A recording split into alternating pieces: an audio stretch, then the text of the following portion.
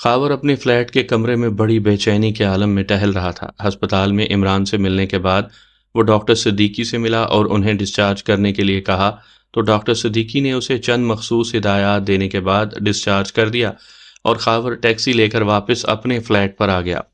लेकिन फ्लैट पहुंचकर उसकी बेचैनी मज़ीद बढ़ गई। वो मुसलसल यही सोच रहा था कि उसकी वजह से ये तमाम हालात पैदा हुए हैं। उसे अब अंदाज़ा हो गया था कि फ़रखंदा ने उसकी मुलाकात जिस डॉक्टर स्नेक से कराई थी, उसी डॉक्टर स्नेक ने उसके ज़हन में गड़बड़ की थी और शायद दानिश मंजिल के बारे में तफसीलात उसी ने ख़ावर के ज़हन से ही हासिल की थी, जिसकी वजह से दानिश मंजिल से फ़ाइल उड़ाई गई है और इस वजह से वो अपने आप को मुजरिम महसूस कर रहा था। फिर अचानक उसे ख्याल आया कि वो सदीकी से मालूम करे कि उसने अस्पताल से जाने के बाद क्या किया है।